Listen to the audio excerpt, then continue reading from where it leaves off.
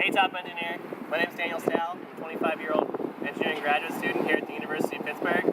Behind me, we have the Cathedral of Learning, tallest educational building in the Western Hemisphere. Not the only big deal on campus. Would you come back to my lab with me and I'll show you a little bit about what I do. So here we are in the radio frequency lab at the University of Pittsburgh where I work. What I do here is I design the next generation of MRI coils. And hopefully we want to be able to image people and decide if they have Alzheimer's, which is something you currently can't do. Over to my left, I have one of the MRI coils that I designed and I work on. And basically this is just a fancy TV antenna. You can kind of think the graphs behind me, what I try to do is to adjust the TV reception inside your head. You know what you're thinking, this is probably a really good academic exercise, but I'm going to assure you that a lot of the things that I do really translate well to top engineer kind of skills. As part of my job, I do simulations and things like that, which makes me a little bit of the code junkie, but also design my own custom parts. Behind me I have a frame that I designed, which is similar to the coil that I showed you. I use it using rapid prototyping techniques. You can see it has a lot of little designs on it because I try to keep it sexy. I also have my initials on everything so you know if I'm bringing some of the bread. A little bit more about me. Electrical engineering undergraduate, also from the University of Pittsburgh. I spent 5 years to get an honors degree. I also spent a year in Atlanta working in a nuclear design firm. The reason I'm not there right now is because I wanted to keep more of a hands-on kind of job. I know what you're thinking, PhD in bioengineering, probably not a hands-on job. By the end of this video, I think I'll be able to prove that I'm a top engineering candidate for you. So I have some of the questions here that I wanted to address for top engineer. So, my background in engineering, you already know I have a pretty diverse academic background. What you don't know is I'm really a hands-on person. My dad's a mechanic, so as long as I can remember, we've been doing a lot of do-it-yourself kind of projects. And eventually it's translated to me taking on my own projects. One of them is a paintball bazooka that I just had in my head that I needed to design at age 14. And really, I can't express how misguided this opportunity was because I decided to glue all of the paintballs together for the projectile.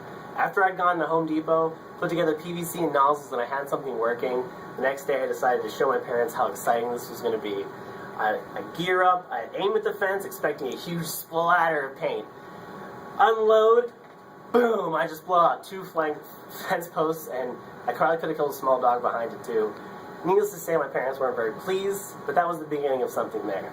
I'm not really a pencil and paper kind of an engineer, more of a hammer and duct tape kind of an engineer.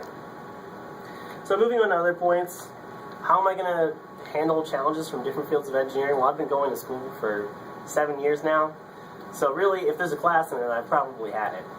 Also, I'm a really quick learner. As part of being a graduate student, you kind of have to always be on your toes. You're never in your comfort zone, so you're always adapting to new situations. I guess that moves me in that next point, which is mental acuity. And really, in addition to being a quick learner, I have a super strong work ethic, and that's what kept me going in academia this long. I'm always driven to do 100%. When I'm done with something, I want somebody to know, hey, Dan did this, and he did an amazing job. Also, I'm a TA, so I don't think they'd put 80 students under one person to learn basic circuits. If I had to describe myself, I guess I'd come up with 2 different adjectives that other people would use, and one of them is kind of laid back and relaxed. And I think that stems from the fact that we kind of live in a complex field where there's lots of tension going, a lot of high stakes with these projects, and really, if you get flustered easily, this is not the job for you. Also, I'm a little bit of a jokester, which goes back to my first point. You kind of need to make the mood a little light if you're going to get through this alive. So, how competitive am I?